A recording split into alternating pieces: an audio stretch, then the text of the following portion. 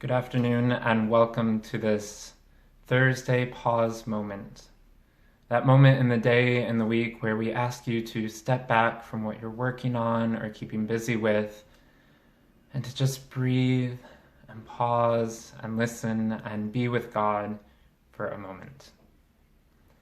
Now, this Thursday is Maundy Thursday, that point in Holy Week where we turn to the darker moments lying in the days ahead, where we remember that moment of Jesus and his disciples together at that Last Supper, sharing and breaking of the bread and the fellowship and the communion together.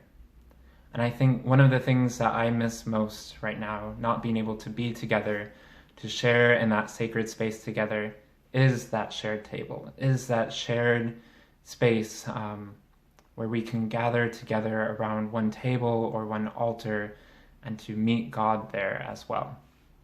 But altars have existed with us for centuries and millennia, ever since Noah built an altar after the flood and the rainbows of the Lord shone down upon him.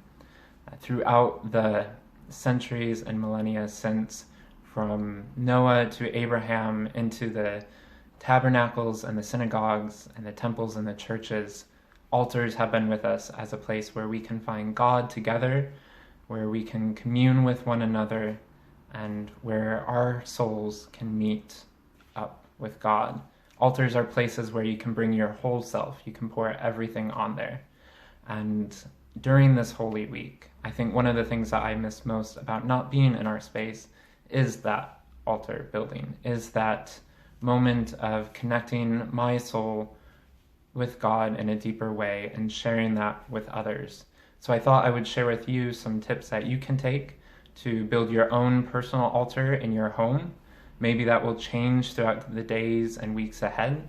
When we're working on Holy Week at the church, our altars will change each day because we know each day and hour holds different emotions and feelings, and an altar is a way to reflect that. So I thought I would share a bit of my own personal altar with you. I have many different objects on my altar, so I won't go through everything, but a couple of the different things that I have here. I have a lot of things that connect me with my own past, with those who have gone before me. So one of my favorite things on my altar is a picture of my grandma and I. My grandma has since passed, but it's a way for me to connect with generations that have come before and to remember that we're a part of a shared tradition, as are a couple of different Bibles that I have here. I have a Poverty and Justice Bible and a Bible in Swahili from my time in Tanzania that connects me with the scriptures, with knowing that these words are shared throughout the world and throughout time. I think words are a very powerful thing that you can put on your altar if they mean something to you. So I have a note from my mom from deep into my childhood. I have a couple of different things on here that I can read and connect with in a deeper way. You might notice or have on your altar a candle or something else you can light and burn. I have some incense here from my time when I was in China about 10 years ago. So I don't get it out often, but even just having it on the altar, opening up the box, you can get a bit of the smell that it has. It activates your senses in different ways, which is a way to connect with God on a deeper level sometimes as well. I also have on my altar some pieces of nature, a bit of sheep's wool and a stone from the beach, and some feathers from the parrot that I have back in the US, my pet parrot that I have, which connects me in a deeper level with nature, which is somewhere where I find God often. And maybe your altar is out in the woods, out on your daily walk for exercise or looking out the window. Your altar can be anywhere and in any place. Wherever you find God, there your altar can be as well.